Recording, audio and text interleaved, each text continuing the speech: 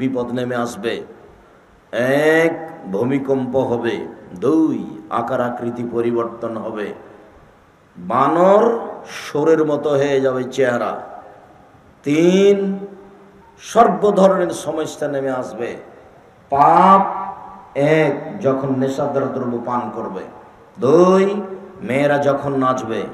তিন, যখন বাদ্যযন্ত্র প্রকাশ পাবে। উপস্থিত বৈঠকের মুসলিম বোন, আপনাকে বলছি কয়েকটা কথা, এতে আমাদের কোনো হাত নেই। মুহাম্মদ সাল্লাল্লাহু আলাইহি সাল্লাম যেভাবে বলেছেন সেভাবে আপনাকে আমি নকল করে দেখানোর চেষ্টা করছি। আবু সাঈদ খুদরি রাদিয়াল্লাহু তাআলা আনহু বলেন, খারাজা রাসূলুল্লাহ সাল্লাল্লাহু আলাইহি সাল্লাম ফি ইয়াউমি ফিতরিন আও আযাইল মুসাল্লা।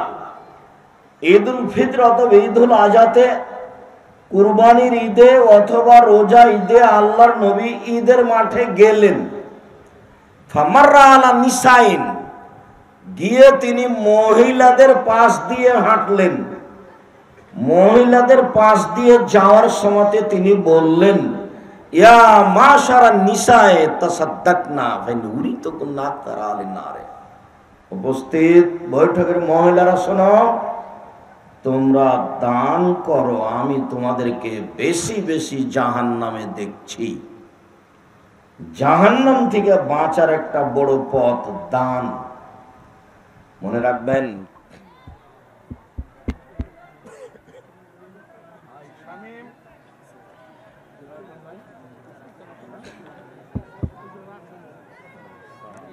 কথা ঠিক, তবে জান্নাত কিনা যায় না। হজ করে জান্নাত পাওয়া যায়, এ কথা ঠিক, তবে জান্নাত কিনা যায় না। দান এমন একটা ইবাদত যা দিয়ে জান্নাত কিনা যায়। আল্লাহ তাআলা বলছেন, আমি মুমিন পুরুষ নারীর জান এবং মালের বিনিময়ে জান্নাত বিক্রি করে দিলাম। যাও, আমি জান্নাত বিক্রি করে দিলাম তোমাদের এবং তোমাদের সম্পদের বিনিময়ে। যার কারণে একাধিক দিন বলা আছে, ইবাদতের জগতে সবচেয়ে শক্তিশালী, ক্ষমতাশীল, পাওয়ারফুল ভিন্ন ধরনের ইবাদত হলো দান। এরকম ক্ষমতাশীল ইবাদত পৃথিবীতে নেই।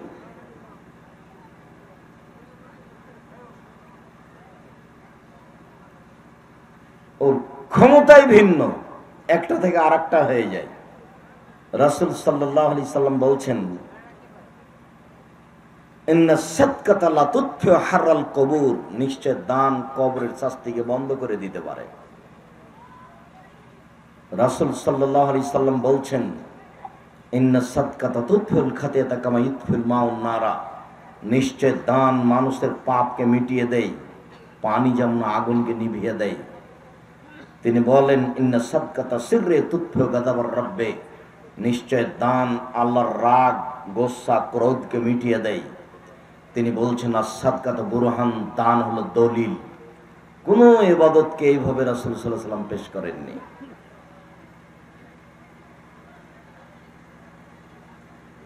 সম্মানিত দিনী ভাই বোন, তার একটা অংশ তিনি এইভাবে বলেছেন, জিজ্ঞাসা করা হয়েছিল, আইউল ইসলামে খায়, আল্লাহ রাসূল মানুষের জীবনে সবচেয়ে ভালো কাজ কোনটা? মানুষ তো অনেক কাজ করে, সালাত আদায় করে, সিয়াম পালন করে, যাকাত দেয়, হজ করে, দান খায়রাত করে, তাসবিহ তাহলিল করে, জিকির আজকার করে, তো সবচেয়ে ভালো কাজ কোনটা মানুষের জীবনে? তখন তিনি এক নম্বরে বললেন, তুতিমুত্তম, দুস্থ গরিব ফকির মিসকিনকে খেদা দেওয়া সবচেয়ে ভালো কাজ। তারপরে বললেন, তাকরাউ সালাম আলা মান আরাফতা ওয়া লাম তারিফ, তুমি মানুষকে সালাম দিবা, চিনলো দিবা, না চিনলো দিবা। মোবাইল অন করে কখনো হ্যালো বলবেন না, হ্যালো বলে কুকুরকে ডাকে। মোবাইলটা অন করে বলবেন আসসালামু আলাইকুম। যদি চিনতে পারেন হিন্দু, তাহলে বলবেন ধন্যবাদ। আর যদি চিনতে না পারেন, তাহলে হিন্দু হোক, মুসলমান হোক, বৌদ্ধ হোক, খ্রিস্টান হোক, যে হোক না কেন, আসসালামু আলাইকুম। রাসূল সাল্লাল্লাহু আলাইহি সাল্লাম বললেন, ইয়া মাশার নিসা তাসাদ্দাকনা। উপস্থিত বৈঠকের মুসলিম মহিলা শোনো, তোমরা দান করো, আমি তোমাদেরকে বেশিরভাগ জাহান্নামে দেখলাম। উপস্থিত বৈঠকের মহিলারা বলল, বেমা ইয়া রাসূলুল্লাহ, কেন আমরা জাহান্নামে যাব? বেশিরভাগের কারণ কি? তখন আল্লাহর নবী উত্তরে বললেন, শোনো, তুকসিরুল্লাহ ওয়া তাকফুরুল আশিরা, তোমরা এক নম্বর কাজ করো, মানুষের উপরে অভিশাপ করো, ছোট কথা নিয়ে ব্যস্ত থাকো, মানুষের বদনাম গীবাত নিয়ে ব্যস্ত থাকো, মানুষের উপরে মন্তব্য করতে একটু ভারী মনে করো না, সাধারণ কথা নিয়ে ব্যস্ত থাকো। এইটা হচ্ছে তোমাদের এক নম্বর দোষ। দুই, স্বামীকে মেনে চলো না, এই কারণে তোমাদের জাহান্নাম হবে। এর পরের অংশে আবার লাগে একটা কথা বললেন, মারাআইতু মিন নাকিসা তাকলিন দীনিন আযাবাল রুব্বির রাজুলিল হাজিম, আমি দেখিনি তোমাদের চেয়ে কাউকে যে বুদ্ধিমানের বুদ্ধিকে নষ্ট করতে পারে তোমাদের চেয়ে কেউ। তোমরা একজনে বুদ্ধিমানের বুদ্ধিকে নষ্ট করতে পারো যেভাবে, পৃথিবীর আর কেউ আর কোনো মাধ্যম দিয়ে বুদ্ধিমানের বুদ্ধি নষ্ট হয় না। তোমরা এমন জাতি যে বুদ্ধিমানের বুদ্ধিকে নষ্ট করতে পারো। সাজগোজ করে একবার হাসি দিয়ে কারোর সাথে কথা বললে তার ঈমান খেয়ে যায়, তার ঈমান বিক্রি হয়ে যায়, সে আর ঈমানের উপরে টিকে থাকতে পারে না। আপনার মোবাইলে যদি কোনো মেয়ে একটু হাসি মুখে কথা বলে, তাহলে আপনি নাম্বারটা ধরে রাখেন, তার সাথে আবার কথা বলতে হবে। এই জন্য আমি বলে অনুরোধ জানিয়েছি, মহিলা মানুষকে বলেছি যে আপনার রিং হচ্ছে, মোবাইল ধরবেনই না, হোক হতে হতে শেষ হয়ে যাক, শেষ পর্যন্ত যদি আপনি রিং ধরেন তো ধরে বলবেন, আসসালামু আলাইকুম, জি কে বলছিলেন? আমার আব্বা বাড়িতে না, এখন পরে কথা হবে। আপনার কণ্ঠটা হবে খুব শক্ত মেজাজি, যাতে করে নাম্বারটা ধরে রাখা প্রয়োজন মনে না করে। আপনার কণ্ঠ পর্দা, আপনার কণ্ঠ বিপজ্জনক, এ কথা আল্লাহ তাআলা বলেন, মুহাম্মদ সাল্লাল্লাহু আলাইহি সাল্লাম এইভাবে বলেন। আবু হুরায়রা রাদিয়াল্লাহু তাআলা আনহু বলেন, একদা আল্লাহর নবী আমাদেরকে চন্দ্র সূর্য গ্রহণের সালাত শিখালেন। অনলাইনে আল ইতিসাম টিভিতে আপনি দেখতে পারেন, 2020 সালের করোনা ভাইরাসকে লক্ষ্য করে আমরা সালাতের উপরে আলোচনা করে যাচ্ছি। আমরা শেষের দিকে চলে এসেছি। বিগত জুমায় আমাদের আলোচনা ছিল আপনার সালাতুল ইস্তিসকা, পানি চাওয়ার সালাত, তারপরে আমাদের জানাজার সালাত শুরু হবে ইনশাআল্লাহ।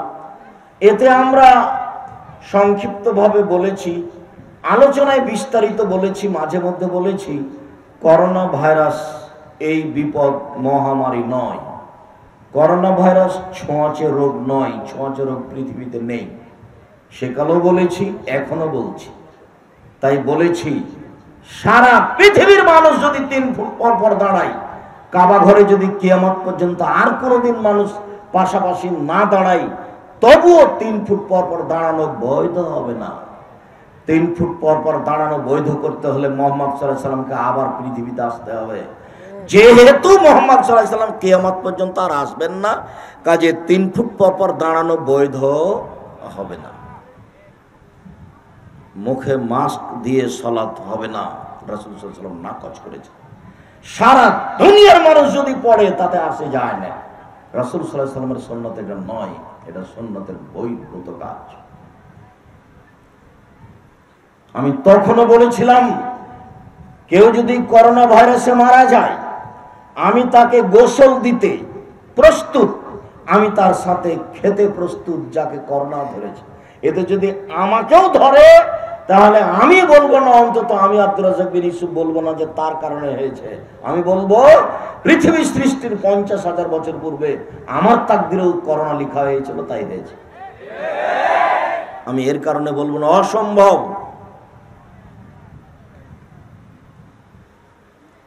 দীর্ঘ বিবরণের এক পর্যায়ে আমরা এখানে এসেছি। সম্মানিত দিনী ভাই বোন, তাহলে করোনা ভাইরাস কি? করোনা ভাইরাস বিপদ। কি করতে হবে? তাসবিহ তাহলিল জিকির আজকার করতে হবে, দান খেরাত করতে হবে, সালাত আদায় করতে হবে, দিয়ে আল্লাহকে বলতে হবে, আল্লাহ এটা সরিয়ে দাও। চন্দ্র সূর্য গ্রহণ বিপদ, ওখানে যা করা লাগে এখানেও তাই করতে হবে। সেটা নিয়ে বিস্তারিত বলা হয়েছে। আর বলা হয়েছে যে হাত মুখ ধুয়ে পরিষ্কার রাখতে হবে এই কেন? মোহাম্মদ সাল্লাল্লাহু আলাইহি সাল্লামের পবিত্রতা দেখানো হয়েছে।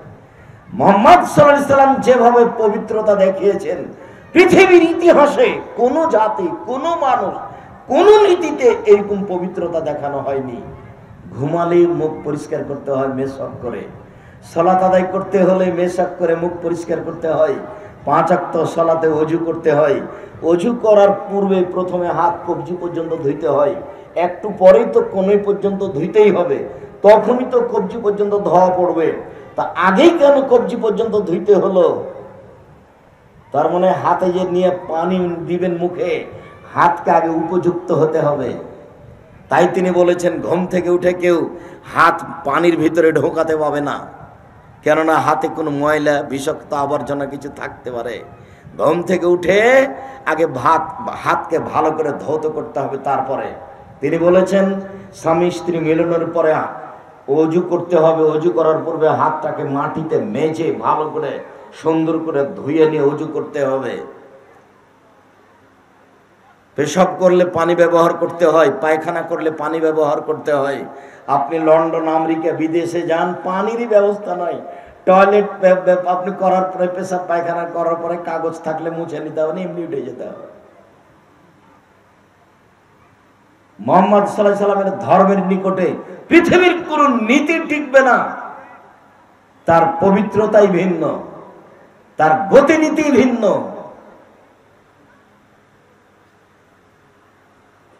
মহিলারা ঋতুবতী হলে তাকে ওযু গোসল করে পবিত্র হতে হবে কেন? মানুষ মারা গেলে তাকে ওযু দিয়ে গোসল দিতে হবে কেন? জুমার দিনে গোসল করতে হবে কেন? বিস্তারিত বিবরণ দেওয়া আছে অনলাইন আল ইতিসাম টিভিতে। এবং এই সব মানুষের চিন্তা চেতনা বহির্বিশ্বের ঔষধ বিক্রি করার বুদ্ধিকে নাকচ করা আছে। তিনি বলেন আল্লাহর নবী, আপনি চন্দ্র সূর্য গ্রহণের সালাত শিখাতে এক পর্যায়ে আপনি আগে বাড়লেন, তারপর কি নিলেন, আবার পিছনে হটলেন কেন? এটা কি? তখন আল্লাহ রাসূল বলছেন, শোনো, ইন্নী রাআইতুল জান্নাতা, আমি সালাতে জান্নাত দেখলাম।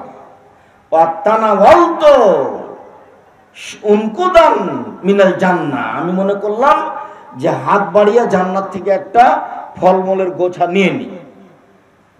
লাওয়া খাস্ত, আমি যদি নিয়ে নিতাম তো লাকাল তুম্মা বাকিয়াতিদ দুনিয়া, পৃথিবী যত দিন থাকতো ততদিন তোমরা খেতে। সুমরাআইতুন নারা, তারপর আমি জাহান্নাম দেখলাম, তখন একটু পিছিয়ে হটেছি। লাম আরা মানজারান কাত্ত আফজা, এত ভয়াবহ দৃশ্য আমার জীবনে আমি কোনোদিন দেখিনি। জাহান্নামের অবস্থা আমি খুব কঠিন ভাবে দেখেছি। তারপরে তিনি বলছেন রাআইতু আকসার আহলিহা নিসা, দেখলাম জাহান্নামে বেশিরভাগ মহিলা। উপস্থিত বৈঠকের মুসলিম বোন, আপনার কথা এসেছে 2-1 মিনিট, এদিক ওদিকে কথা বলবেন না। এই মেয়ে, কথা বলছো কেন? তোমাকে তো বলছি, শরম হয় না তোমার? লজ্জাবোধ করো না? তোমার জন্যই তো কথা বলছে, আবার তুমি কার সাথে কথা বলছো? উপস্থিত বৈঠকের মুসলিম বোন এক খেয়ালে চেয়ে থাকেন, আপনাকেই বলছে। তখন সাহাবীগণ বলেন, আল্লাহর নবী, কেন মহিলারা বেশি জাহান্নামে যাবে? তখন আল্লাহ রাসূল উত্তরে বললেন, বেকুফরিহিন না, ওদের কুফরির কারণে যাবে। তখন সাহাবীগণ বলছেন, একফুরনা বিল্লাহ, ওরা আল্লাহর কুফরি করে, আল্লাহকে মানে না।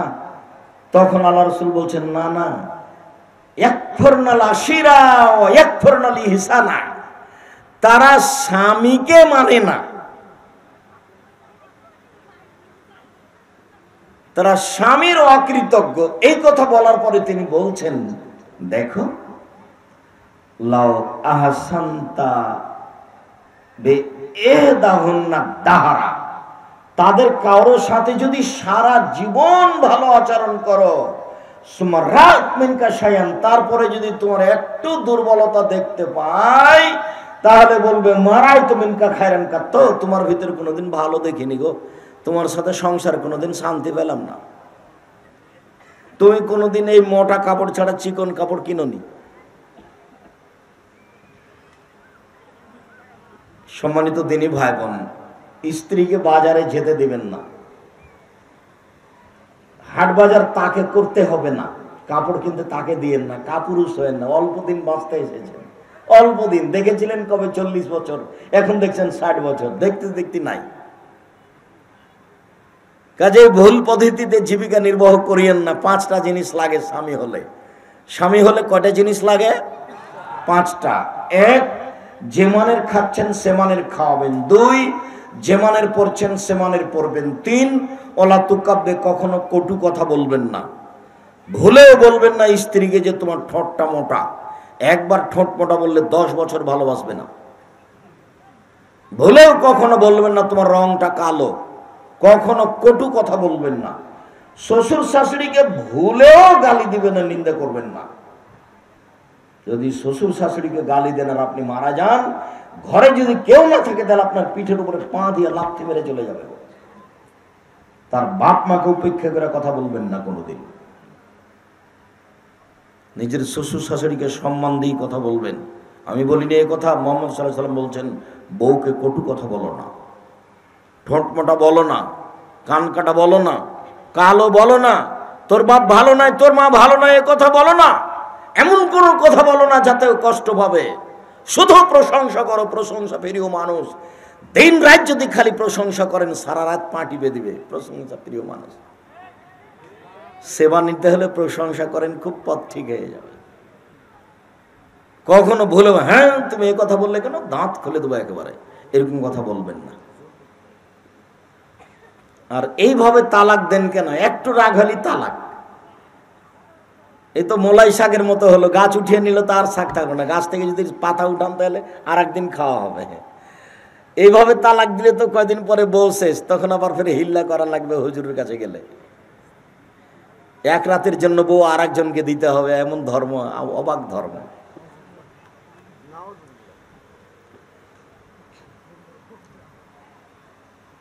বউ ভুল করেছে, দুটো মারেন, চট করে বললেন কেন যে তালাক? অত সহজ হয়ে গেল? জিদ্দ হন না জিদ্দ না, হাজলো হন না জিদ্দ। 3টে জিনিস আছে, যে মজাক করে বললো চূড়ান্ত, চূড়ান্ত ভাবে বললো চূড়ান্ত, তার একটা হলো তালাক। মজাক করে বলেছেন তোকে তালাক দিয়ে দিলাম চলে যা, তাহলে তালাক হয়ে গেছে, এক তালাক হয়ে গেছে। বউকে তালাক দেবেন না, কটু কথা বলবেন না। 4, মুখের উপরে মারবেন না। 5, ওলা তাত্র খাইল্লা ফিল বাইতে, নিজের বাড়ি ছাড়া কোথাও যেতে দিবেন না। নানির বাড়ি যেতে পারে না, বাপের বাড়ি যেতে পারে না, খালার বাড়ি যেতে পারে না, ফুফুর বাড়ি যেতে পারে না, জরুরি প্রয়োজন ছাড়া যেতে পারে না। হাট বাজার তো বহু দূরের কথা। কা পুরুষের সন্তান, কা পুরুষের বউ যায় হাট বাজারে? এখন যান বাজারে, সাভার বাজারে দেখেন, বহু মহিলা বাজারে এই মুহূর্তে আছে। ও কি হিন্দুর মেয়ে? ও কি ইহুদি খ্রিস্টানের মেয়ে? তাহাজ্জুদ পড়ে ওরকম জিকির দেখায় না যে 3 চিলায় লন্ডন গেছে, 4 মাস পরে আসবে। বউ আবার ঢাকা বিশ্ববিদ্যালয়ে বেটি আবার আর একজনের সাথে ঘুরে।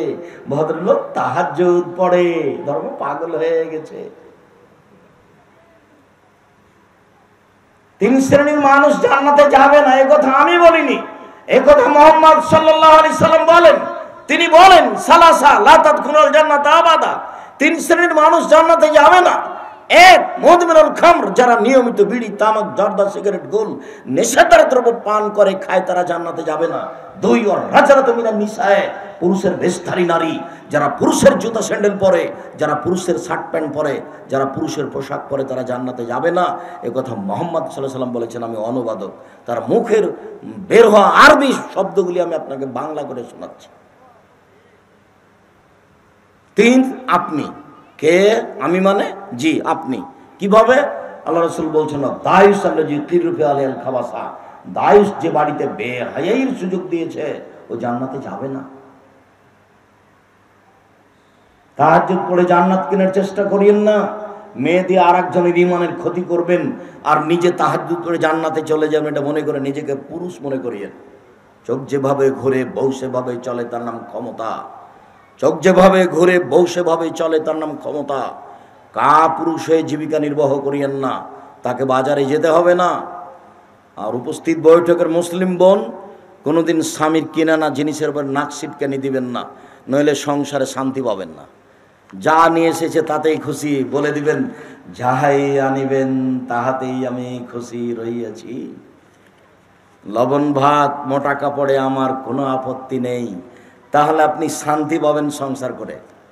আর খালি যদি অভিমান করেন এই হলো না সেই হলো না, তাহলে তো মানুষ অভিমান সব পূর্ণ করতে পারবে না, তো আল্লাহ পারে। যখন অভিমান পূর্ণ হবে না তখন কি হবে, শয়তান সুযোগ পাবে।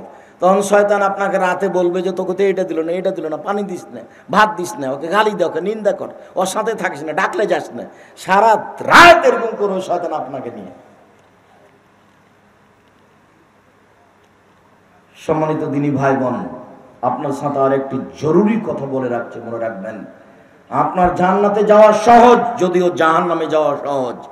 আপনার জান্নাতে যাওয়া সহজ, যদিও জাহান্নামে যাওয়া সহজ। আপনি সহজে জান্নাতে যেতে পারেন।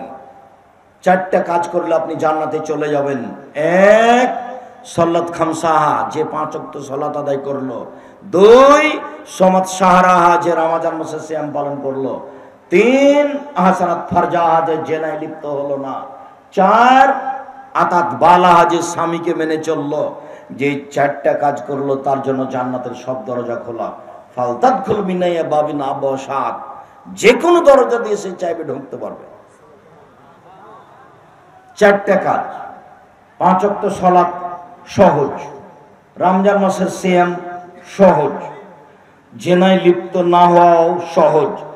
4, স্বামীকে মেনে চলা সহজ নয় বলে আপনি মনে করেন। আমি আপনাকে বলছি, তিতা লাগলেও স্বামীকে মেনে চলেন, মিঠা লাগলেও স্বামীকে মেনে চলেন, খারাপ লাগলেও মেনে চলেন। মেনে চলাতে জান্নাত আছে। আল্লাহর নবী একজন মহিলাকে বলছেন, এই শোনো, তুমি তোমার স্বামীর ব্যাপারে কি বলো, হওয়া জান্নাত তো কয় না আরোকে, সেই তো তোমার জাহান্নাম, সেই তো তোমার জান্নাত, ওই তো তোমার জাহান্নাম, ওই তো তোমার জান্নাত, তোমার স্বামী তোমার জাহান্নাম, তোমার স্বামী তোমার জান্নাত। অতএব তুমি স্বামীকে মেনে চলো। এই কথা মুহাম্মদ সাল্লাল্লাহু আলাইহি সাল্লাম বলেন। উপস্থিত দিনী মুসলিম বোন শুনুন, 4টা কাজ করতে পারলে আপনার জান্নাতের সব দরজা খোলা, যদিও আপনার ব্যাপারে কঠোর হুঁশিয়ারি বাণী। রাসূল সাল্লাল্লাহু আলাইহি সাল্লাম বলেন, পৃথিবীর মানুষ শুনে রেখো, সিনফান মিন আহলিন নার মারাহুমা, 2 শ্রেণীর মানুষ জাহান্নামে যাবে, আমি তাদের দেখিনি। 2 শ্রেণীর মানুষ জাহান্নামে যাবে, আমি তাদের দেখিনি। 1, ওদের হাতে থাকবে লাঠি, গাভীর লেজের মতো, ওরা তা দিয়ে মানুষকে মারবে, ওরা জাহান্নামে যাবে। 2, নিসাউন, মহিলা, কাসিয়াতুন, কাপড় পরে থাকে, আরিয়াতুন, উলঙ্গ। এটা কিন্তু আরবি শব্দ। কাপড় পরে উলঙ্গ হয় যেটা আপনার চোখের সামনে দিনরাত ঘটছে, যেটা আপনি দিনরাত দেখতে পাচ্ছেন। নিসাউন, মহিলা, কাসিয়াতুন, কাপড় পরে থাকে, আরিয়াতুন, উলঙ্গ, মমিলাতুন, নিজের দিকে পুরুষকে আকৃষ্ট করে, মায়লাতুন, তারা নিজেরা আকৃষ্ট হয়, লায়াদখুলুল জান্নাহ, এরা জান্নাতে যাবে না। জান্নাতে তো যাবে না, যাবেই না, জান্নাতে তো যাবে না, যাবেই না। ওয়ালা তাজিদু রিহাহা, জান্নাতের গন্ধ পাবে না। ফানা রিহা লা তুজাদু মিন মাসিরাতি কাযা ওয়া কাযা, যে জান্নাতের গন্ধ 1 বছরের দূরত্ব পথ থেকে পাওয়া যায়। মুসলিম হাদিস, মুসলিম গ্রন্থে রয়েছে। উপস্থিত বৈঠকের মুসলিম বোন, আপনাকে কঠোর হুঁশিয়ারি বাণী দিয়ে অনুরোধ জানাচ্ছি যে বাড়িতে থাকুন, স্বামীকে মেনে চলুন, 5 ওয়াক্ত সালাত আদায় করেন, রমজান মাসে সিয়াম পালন করেন, জান্নাত হবে ইনশাআল্লাহ। নিজে পয়সা উপার্জন করে স্বামীকে সুখী সংসার করার চেষ্টা করিয়েন না, স্বামীকে খুশি করার চেষ্টা করিয়েন না, ভুল হিসাব। পয়সা উপার্জন করতে না করতে চলে যেতে হবে দুনিয়া থেকে। আপনার স্বামী আপনার শ্বশুরের সম্পদ ভোগ করছে, আপনার শ্বশুর তার বাপের সম্পদ ভোগ করছে। কয়েকদিন পরে সবার চলে যাওয়া আছে। এইভাবে ভুল পথে গার্মেন্টসে যেখানে সেখানে পয়সা উপার্জন করে নিজেকে বিলিয়ে দিয়েন না, ধ্বংস করিয়েন না। আপনি আপনার বোন, আত্মীয় স্বজন, উপস্থিত বৈঠকের সকল দিনী মুসলিম বোন, সকলকে এই বিষয়ে সতর্ক সাবধান করে বিনীত অনুরোধ জানিয়ে আমরা সামনের দিকে আগাই। আজকের আলোচনার প্রারম্ভের আলোচনা, অজু করে 2 রাকাত সালাত। এই ছেলে,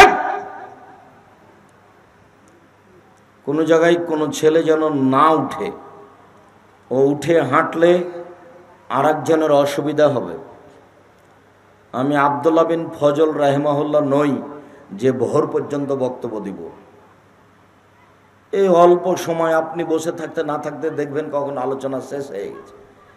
কাজে এক খেয়ালে চেয়ে থাকেন, কোনো কাজ করবেন না দয়া করে। দোকানে বসে থেকে নিজেকে পশু প্রাণী মনে করবেন না। আড্ডা পিটে কোথাও গল্প করে নিজেকে পশু প্রাণী মনে করবেন না। বুঝে না ওরা অন্তর আছে, বুঝে না। দেখেও দেখে না ওরা চক্ষু আছে, দেখে না। শোনেও শোনে না ওরা কান আছে, শোনে না। উলাইকা কাল আনাম, তারা পশু প্রাণীর মতো, তারা গরু ছাগলের মতো, তারা কুকুর শ্রীগের মতো। বালহুম আদাল, বরং তার চেয়ে খারাপ। পশু প্রাণীর চেয়ে খারাপ কে? গরু ছাগলের চেয়ে খারাপ কে? কুকুর শ্রীগেলের চেয়ে খারাপ কে? কে খারাপ? তোমার বাপ খারাপ। আব্দুর রাজ্জাক সাহেব খুব কষ্ট পায়, আমার বাপ খারাপ মানে? হ্যাঁ, তোমার বাপকে যদি আমি এরকম প্রমাণ করতে না পারি বক্তব্য দেব না। তোমার দাদা মরা 10 বছর হলো, তোমার দাদার সম্পদ তোমার বাপ ভোগ করছে। তুমি বলো যে তোমার বাপ জমি নিবে সকালে আর তোমার ফুফু জমি নিবে বিকালে, এরকম না একসাথে নিবে? একসাথে নিবে। 10 বছর হলো তোমার বাপ জমি দেয়নি। ঢাকা শহরের জমি, সাভারের জমি খুব দামি জমি, বোনকে দেওয়া যায় না, খুব কঠিন, কলিজা ফেটে যায়। কোটি টাকা চলে গেল 1 শতক দিলেই। কেমনে দিই? ও যদি বলে আপনাকে কেমনে দিই, কেন? ও আপনি যার ছেলে ও তার মেয়ে, যাকে আপনি বাপ বলেন ও তাকে বাপ বলে। আপনার এই ভালোবাসায় অপরাধ। আর এই ছেলে তোমাকে বলেছি যে আব্বা ভাগ্য নিয়ে দুনিয়াতে এসেছি, ভাগ্য ছেড়ে আসেনি। কি করে খাবো এইটা ভাগ্যে লিখা আছে। ফুফুর জমি খেয়ে পরকাল হারাতে রাজি নয় আব্বা। সন্ধ্যা হতে হতে ফুফুকে জমি ফেরত দেন। তোমাকে বলেছি এ কথা, তোমার বাপকে চাপ দিয়ে বলো আজকে এই জমি ভাগ করে দিতে হবে, আজকে। আর আমার কথা যদি বলো তো আমার বাপকে মাটি দিয়ে এসে আমরা জমি ভাগ করে দিয়েছি। যদি আমি জমি এক একটু চিনি, আমার ছোট ভাই চিনেই না, কোনোদিন যাইনি। বরিশাল মডেল কলেজের শিক্ষক ওখানেই থাকে। তবে আগে মাটি দিয়ে বাসায় এসে আগে জমি ভাগ করেছি, তারপরে খাওয়া দাওয়া করেছি। বাপকে মাটি দিয়ে এসে আগে জমি ভাগ হবে, তারপরে কোনো কথা। আপনার 10 বছর হয়ে গেল বাপ মরা। তোমার বাপকে বললাম যে তোমার বাপ কুকুর সিরিয়ালের চেয়ে খারাপ, তুমি কষ্ট পেলে নেও এখন দেখি। এবার বলি তোমাকে, তুমি তার চেয়ে খারাপ। তুমি কি করে? বলে তুমি শ্বশুরের কাছে টাকা নিয়েছ, যৌতুক নিয়েছ। তোমাকে তো আমি ভিক্ষা করে খেতে বলেছি। আব্দুর রাজ্জাক সাহেব, ভিক্ষা করে খাবো কেন? কাজ করে খেতে পারি। আমিও বলছি তুমি কাজ করে খাও, ভিক্ষা করে খাওয়া কেন? আমিও বলছি তুমি চকলেট বিক্রি করে খাও, কলা বিক্রি করে খাও। ঢাকা শহরের আশেপাশে বাড়ি, 1 কাঠা 1 শতক জমি বিক্রি করলে কোটি টাকা পাও। ব্যবসা করো, বড় ব্যবসা করো। উপার্জনের সবচেয়ে বড় পথ হলো ব্যবসা করা।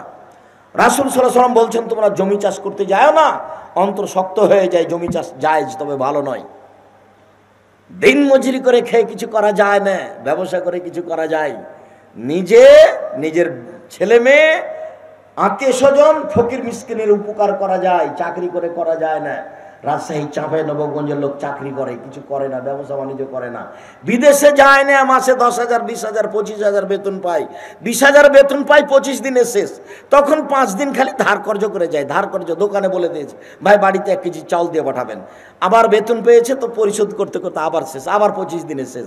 তখন মায়ে বলছে বেটা একটু টাকা পয়সা দাও না। বলে মা কি করি, সংসার ভালোভাবে চলে না, দেখি এবার যদি পারি তো দিব। দিতেই পারে, কি থেকে দিবে? ব্যবসা করলে দিতে হবে। আল্লাহ দিতে পারবে। আল্লাহ রাসূল বলছেন আত্তাজির আস-সাদিক আল-আমিন ইয়াকুনু ইয়াউমাল কিয়ামাহ শুহাদা ওয়া সিদ্দিকিন।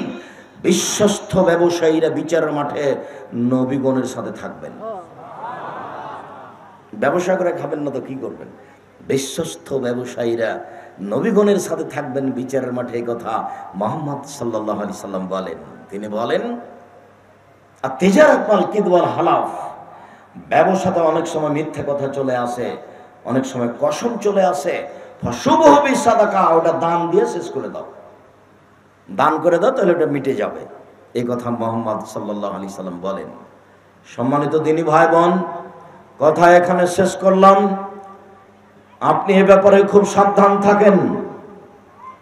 উসমান রাদিয়াল্লাহু তাআলা আনহু বলেন, রাসূল সাল্লাল্লাহু আলাইহি সাল্লাম বলেছেন, মান তাওয়াদ্দা ওযুই হাজা, আমি আজকে যেভাবে ওযু করে দেখালাম, এইভাবে কেউ যদি ওযু করে তারপরে 2 রাকাত সালাত আদায় করে, লাম ইউহাদ্দিস নাফসাহু ফীমা বিশাইইন, মনে মনে কোনো কথা না বলে, তাহলে তার অতীতের সব পাপ ক্ষমা হয়ে যাবে। মনে মনে কথা বলাটা ঠেকানো খুব কঠিন।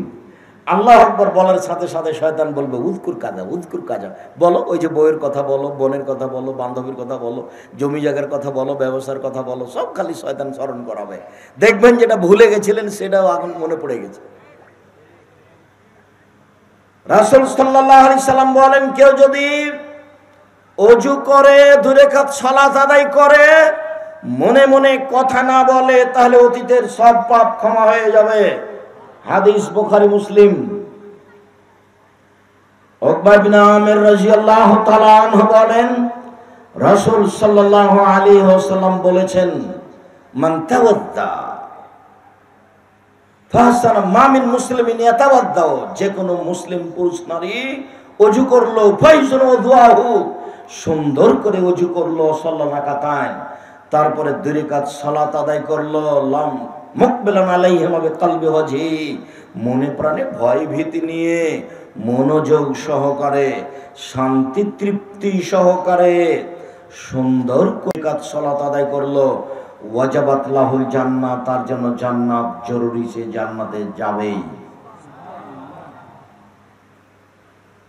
আব্দুল্লাহ ইবনে আব্বাস রাদিয়াল্লাহু তাআলা আনহু বলেন, রাসূল সাল্লাল্লাহু আলাইহি সাল্লাম বললেন, আল্লাহ তাআলা বলেন, হাদিসে কুদসি, আল্লাহ তাআলা বলেন, মুহাম্মদ হাল তাদরি ফিমা ইয়াখতাসিমুল মালাউল আলা, মুহাম্মদ বলতে পারো আকাশে কি নিয়ে হইচই হচ্ছে? আল্লাহ বলছেন আমাদের নবীকে, মুহাম্মদ বলতে পারো উপরে কি নিয়ে হইচই হচ্ছে?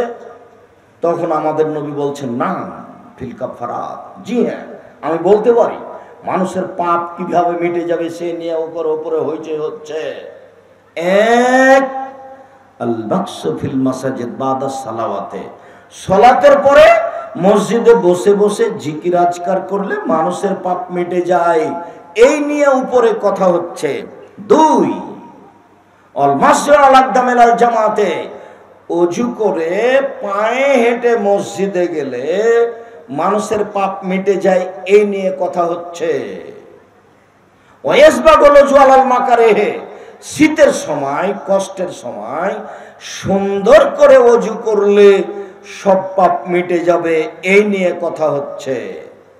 এইটুকু বলার পরে আল্লাহ নবী বলছেন, মান ফাআলা হাদা ওয়াশাব বিখাইরিন, কেউ যদি এরকম করে তাহলে আশা বেখাইরিন ও মাতা বেখাইরিন, তাহলে তার মরে যাওয়া ভালো, তার বেঁচে থাকা ভালো। কেউ যদি এমনটা করে তাহলে তার মরে যাওয়া ভালো, তার বেঁচে থাকা ভালো। ওয়া কানা মিন খাতিয়াতিহি কায়ামিন ওয়ালাদাত উম্মুহু, লোকটা হয়ে যায় সেদিনের মতো যেদিন তার মাতাকে জন্ম দিয়েছে, সে নিষ্পাপ হয়ে যায়। সুন্দর করে উজু করে মসজিদে গেলে লোকটা নিষ্পাপ হয়ে যায়। বলছিলাম ওযু করে 2 রাকাত সালাত, এরপরে বলি আপাতত একটা শেষ, এরপরে বলি মসজিদে ঢুকে 2 রাকাত সালাত।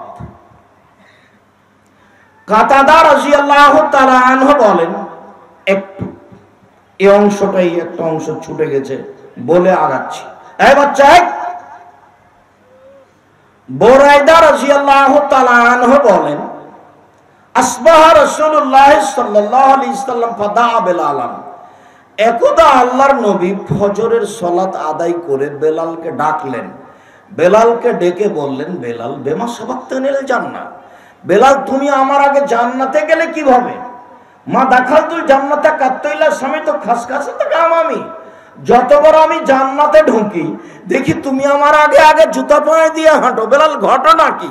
বেলাল তুমি একটু বলো তো, তুমি আমার আগে জান্নাতে গেলে কিভাবে, কি কারণে গেলে, কি করে তুমি গেলে, আমার আগে তুমি জান্নাতে কি করে যাও? তখন বেলাল রাদিয়াল্লাহু তাআলা বলছেন, মাহসান তো করতে ইল্লে সাল্লাল্লাহু রাকাতাইন, যখন আমি আজান দিয়েছি তখনই আমি 2 রাকাত সালাত আদায় করেছি। 1 2 ওমা আসাবানি হাদাসান কাত্তা ইল্লা তাআদ্দাতু ইনদাহু, যখনই আমার ওযু ভেঙে গেছে তখনই আমি ওযু করেছি এবং জরুরি মনে করেছি আমি 2 রাকাত সালাত আদায় করব। ওযু করেই আমি 2 রাকাত সালাত আদায় করেছি। তখন আল্লাহ রাসূল বললেন, বেহমা বেলাল, বুঝেছি, আমি এই কারণেই তো তুমি আমার আগে আগে জান্নাতে গেলে। এই 2টা কাজের কারণে তুমি আমার আগে আগে জান্নাতে জুতা পায়ে দিয়ে হাঁটো। 1 আজান দিয়ে তুমি 2 রাকাত সালাত আদায় করো, 2 ওযু করলেই তুমি 2 রাকাত সালাত আদায় করো। এই জন্য তুমি আমার আগে আগে জান্নাতে জুতা পায়ে দিয়ে হাঁটো। ওযু করে 2 রাকাত সালাত, মসজিদে ঢুকে 2 রাকাত সালাত। কাতাদা রাদিয়াল্লাহু তাআলা আনহু বলেন, রাসূল সাল্লাল্লাহু আলাইহি ওয়াসাল্লাম বলেছেন, যে দাখালা আহাদুকুমুল মসজিদা ফালিসাল্লি রাকাতাইন কাবলা ইয়াজলিসা, যখন তোমাদের কোনো ব্যক্তি মসজিদে ঢুকবে তখন সে যেন বসার পূর্বে 2 রাকাত সালাত আদায় করে। এবার একটু ভালোভাবে শুনতে হবে। যারা আপনারা ঢাকায় ব্যবসা বাণিজ্য করেন, থাকেন, খান, শহরের সাথে সম্পৃক্ত, তারা আপনারা জানেন যে বাংলাদেশে নয়, ভারত, বাংলাদেশ, পাকিস্তানের শতকরা 95 জন মুসলমান মসজিদে ঢুকে আগে বসে। মসজিদে ঢুকে আগে কি করে? বসে। এই কাজটা সরাসরি বুখারী মুসলিমের হাদিসের বিপরীত। বসাই নিষেধ।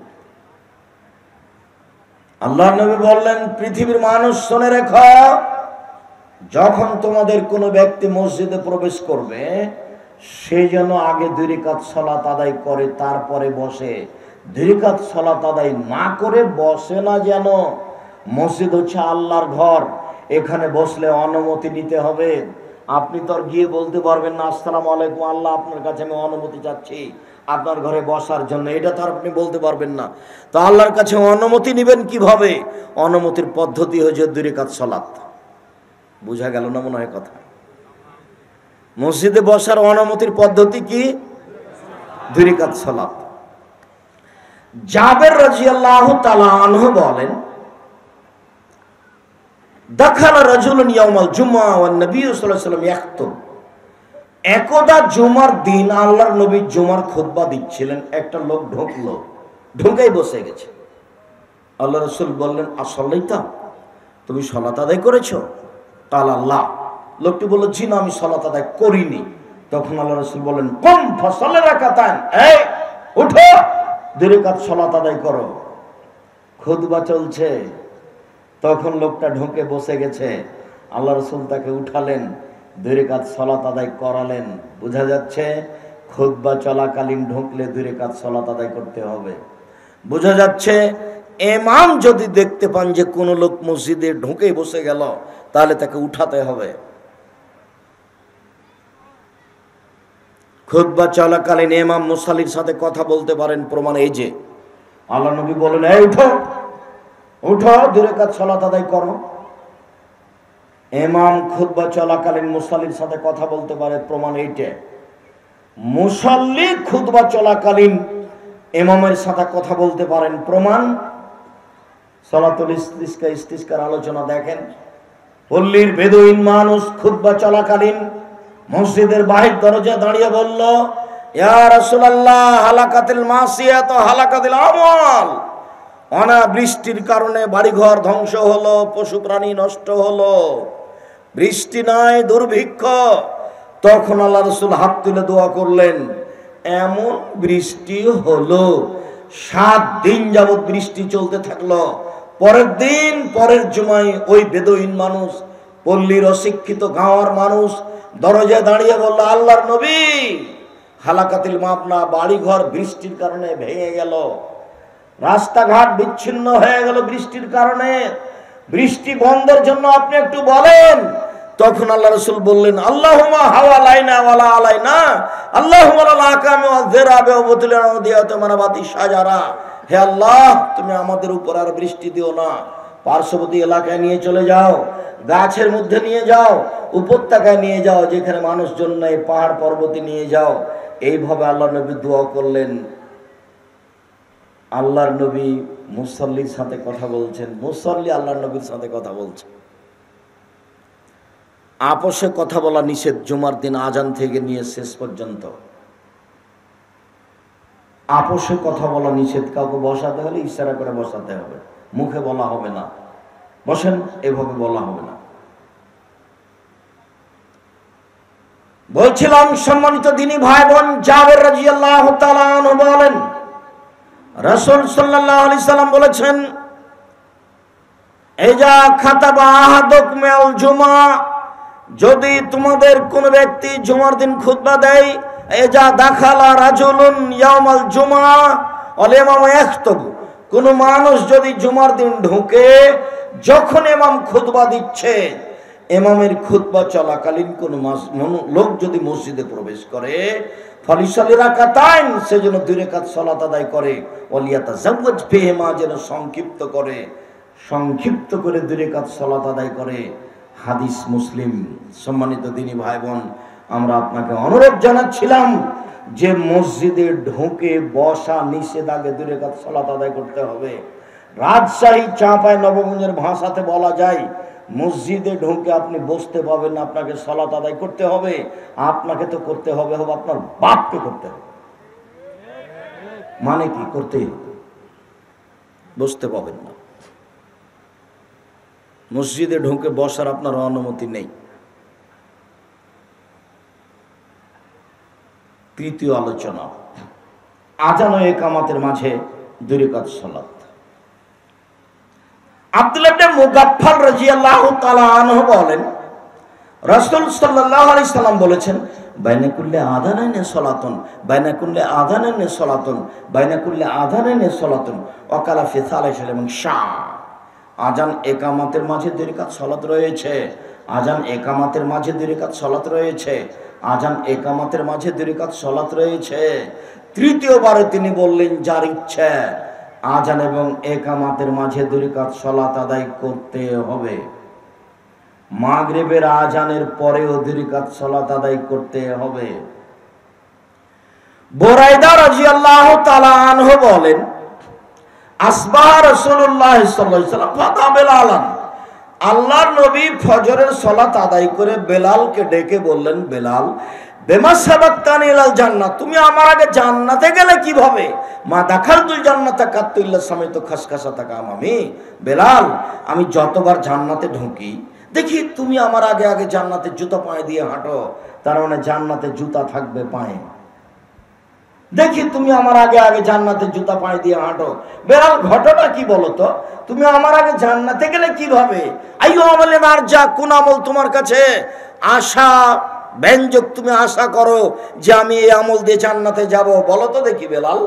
তখন বেলাল রাদিয়াল্লাহু তাআলা বলছেন, মা আযানতা কাত্তু ইল্লা সালাত রাকাতাইন, আমি যখনই আযান দিই তখনই 2 রাকাত সালাত আদায় করি। বুঝা গেল না কথা? মনে হয় বেলাল রাদিয়াল্লাহু তাআলা কি উত্তরে বললেন? যখন আমি আযান দিই তখন আমি 2 রাকাত সালাত আদায় করি। আযান দিয়ে 2 রাকাত সালাত। আব্দুর রাজ্জাক সাহেব, এবার 3টা কথা একসাথে হলো। ওযুর 2 রাকাত সালাত, মসজিদের 2 রাকাত সালাত, আযানের 2 রাকাত সালাত। এখন আমি মসজিদে ঢুকেছি, তাহলে 2 2 2 দিয়ে 6 পড়বো, তারপরে কি সুন্নাত? এটা একটু বুঝিয়ে বলবেন কি? হ্যাঁ, এটা একটু বুঝিয়ে বলি। যেই সালাতের জন্য ঢুকেছেন ওই সালাতের যদি পূর্বেই সুন্নাত থাকে, যেমন জোহর, যেমন আসর, তো আপনি ওই সালাতের সুন্নাত পড়লেই হয়ে যাবে, আর লাগবে না। আপনি এমনি সময় উজু করেছেন তখন 2 রাকাত সালাত আদায় করবেন। তবে সূর্য মাথার উপরে ডুবতে যাচ্ছে, উঠতে যাচ্ছে, তখন চলবে না।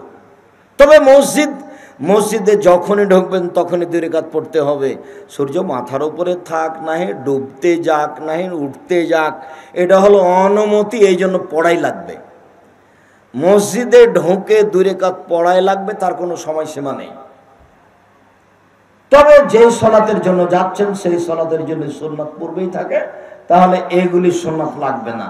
এগুলি সুন্নাত সময়ে আমল করতে হবে, এই কথাটা আপনাকে বুঝালাম। এখানে আরেকটা কথা আপনাকে আমি বলে রাখি, মনে রাখবেন। রাসূল সাল্লাল্লাহু আলাইহি ওয়াসাল্লাম বলেছেন, লা ইউরাদ্দু দুআ বাইনাল আযান ওয়াল ইকামা, আযান ইকামাতের মাঝে দোয়া ফেরত দেওয়া হয় না। আযান ইকামাতের মাঝে দোয়া ফেরত দেওয়া হয় না।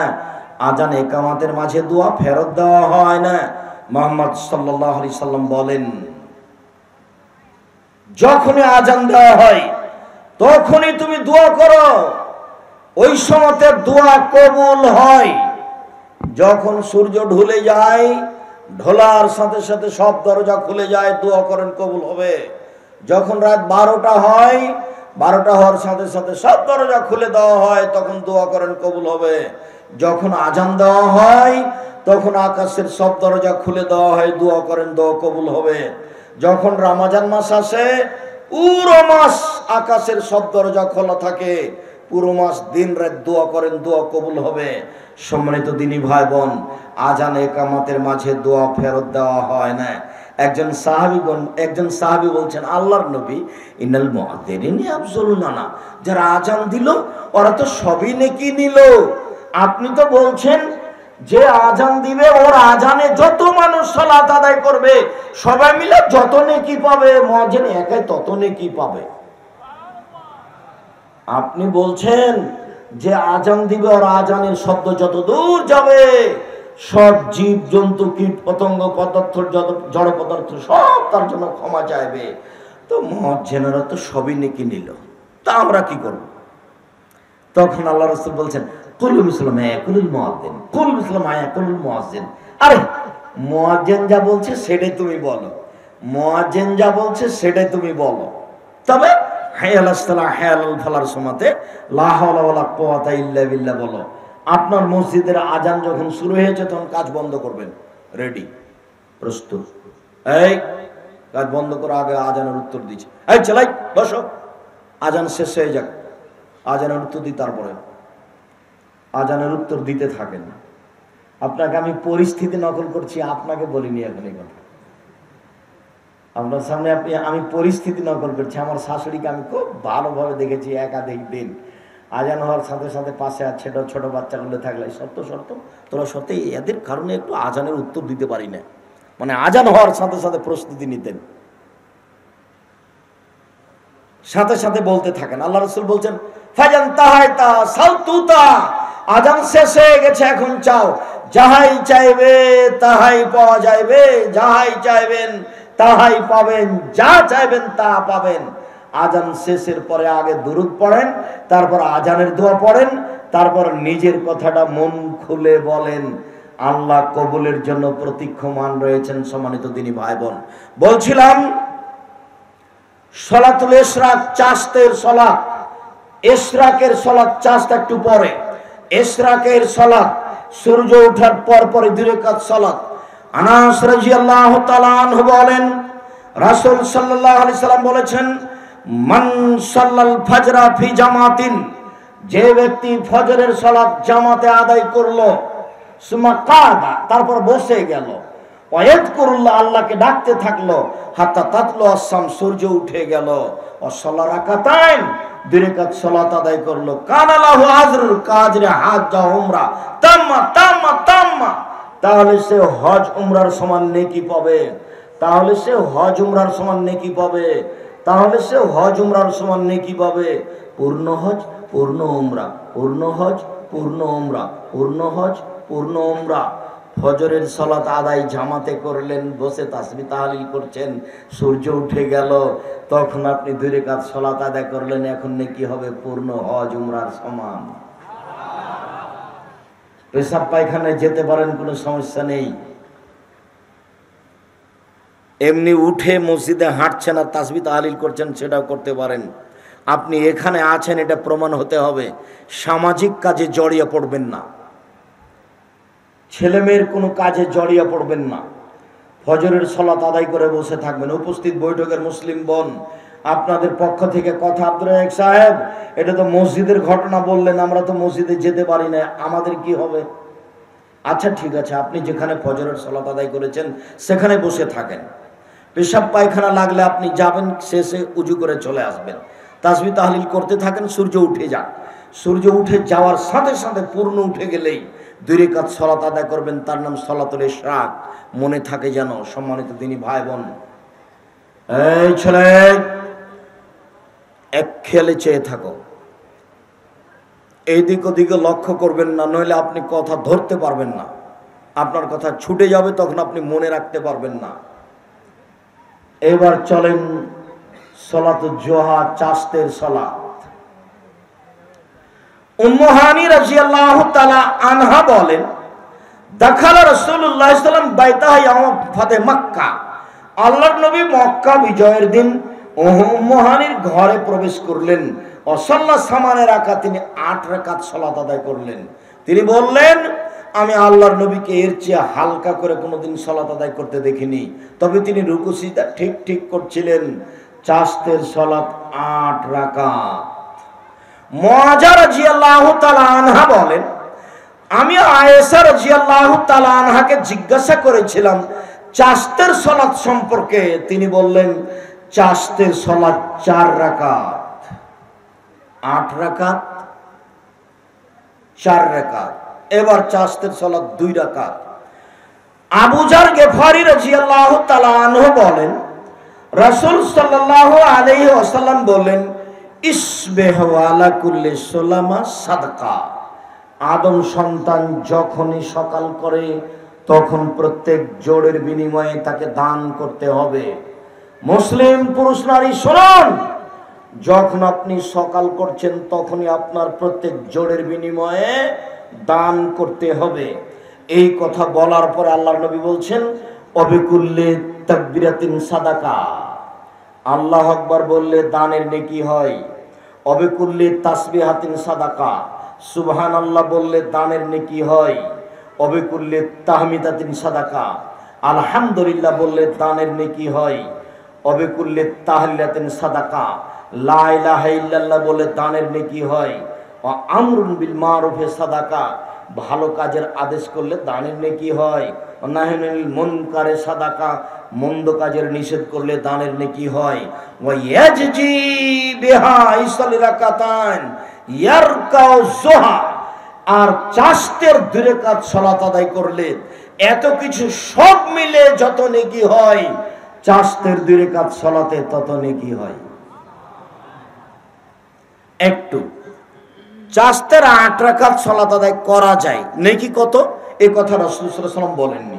চাষতের 4 রাকাত সালাত আদায় করা যায়, নেকি কত? এই কথা মুহাম্মদ সাল্লাল্লাহু আলাইহি ওয়াসাল্লাম বলেননি। তবে তিনি বলেছেন, কেউ যদি চাষতের 2 রাকাত সালাত আদায় করে তাহলে এত কিছু করে যত নেকি হবে, চাষতের 2 রাকাত সালাত আদায় করে তত নেকি হবে। এক,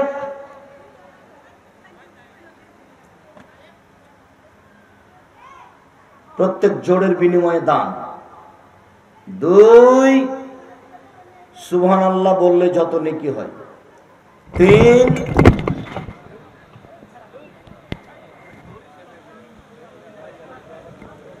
আলহামদুলিল্লাহ বললে যত নেকি হয়। 4, লা ইলাহা ইল্লাল্লাহ বললে যত নেকি হয়। 5, ভালো কাজের আদেশ করলে যত নেকি হয়। 6, মন্দ কাজের নিষেধ করলে যত নেকি হয়। এত মিলে যত নেকি হয়, চাষতের 2 রাকাত সালাত আদায় করলে তত নেকি হয়। যাক, যেটা ছেলে বাচ্চা বুঝতে পারেনি, দৌড়িয়ে চলে গেছে, ওই নিয়ে আর কোনো কথা নেই।